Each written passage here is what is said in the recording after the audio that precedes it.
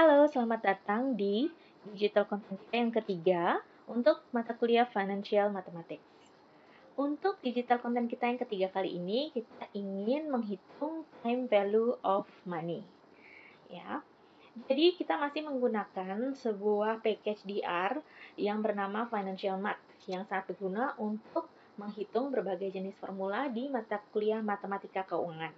Ya, general learning outcome dari video kita yaitu mengikuti pada mata kuliah kita, yaitu learning outcome yang kedua, diantaranya mahasiswa mampu menghitung present dan future value di berbagai jenis anuitas dan juga berbagai jenis suku bunga, interest, discount, maupun suku bunga lain yang dibayarkan M kali dalam 1 tahun.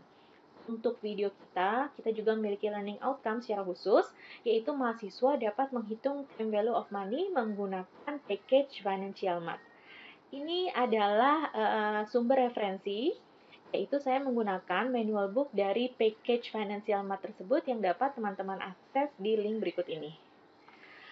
Kita langsung saja ya ke fungsinya. Fungsi yang akan kita gunakan adalah TVM yang merupakan singkatan dari time value of money. Fungsi ini kita bisa menghitung nilai present value, future value, waktu investasi atau time, atau suku bunga dari investasi yang kita ketahui dia dibayarkan oleh suku bunga compound atau majemuk. Ya. Kemudian di fungsi ini kita juga bisa menampilkan time diagram untuk cash flow kita. Ini adalah input-input yang digunakan untuk fungsi TVM ini. Jadi PV adalah present value, FV adalah future value, N adalah periode investasi, I adalah nominal interest rate, kemudian IC adalah nominal interest rate kita dibayarkan berapa kali dalam 1 tahun. Apabila 1 berarti interestnya adalah annual. Kemudian kita juga bisa menampilkan plot diagram dengan menyatakan statement true pada plot ini. Ya, kita langsung saja ke contohnya ya teman-teman. Kita copy saja, kemudian kita jalankan di R. Ya, sebelumnya saya sudah menginstal library Financial Math. Kemudian saya jalankan ya untuk fungsi kita yang pertama TVM ini. Contohnya kita punya present value sebesar 10, future value-nya 20, nominal interest rate-nya adalah 5% yang dibayarkan 2 kali dalam 1 tahun, dan saya ingin menampilkan time diagram dengan menuliskan statement true. Kemudian kita jalankan, ternyata ini hasilnya. Nah, apa yang dihitung? Karena kita sudah memiliki nilai present value, future value, kemudian interest rate-nya, berarti yang ingin kita ketahui adalah periode investasinya. Jadi, di present value atau nilai sekarangnya sama dengan 10, kita akan menghasilkan sebesar 20, itu future value-nya, dengan suku bunga 5% per tahun dibayarkan 2 kali dalam 1 tahun, itu merupakan investasi dengan periode besar ini, teman-teman. Ya, sekitar 14,035517 tahun. Jadi, apa yang tidak diketahui, tidak disertakan di fungsi TVM ini, itulah yang akan dihitung. Seperti itu. Ya, ini adalah time value-nya yang bisa kita plotkan di R. Kemudian kita contohkan lagi ya teman-teman, contoh yang kedua.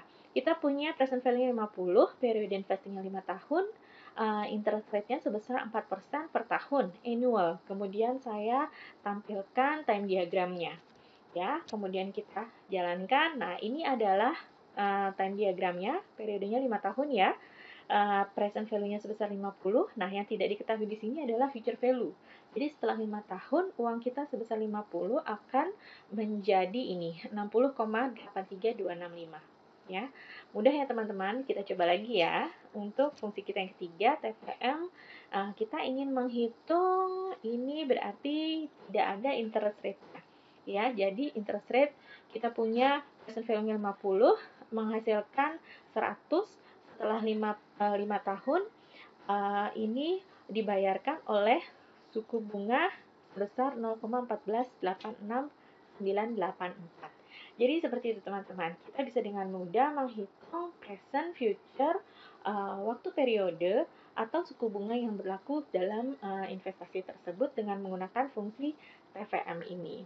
Sehingga kalau begitu, teman-teman sudah bisa mengerjakan secara mandiri latihan soal berikut. Ya, tentukan periode investasi yang dibutuhkan bila sebuah investasi sebesar 100 menghasilkan nilai akhir sebesar 850 dengan suku bunga nominal 7% per tahun dibayarkan 2 kali dalam 1 tahun. Jadi dengan menggunakan fungsi TVM tadi, tentunya teman-teman sudah bisa mengerjakan latihan soal ini secara mandiri. Demikian dulu, semoga bisa menambah pemahaman.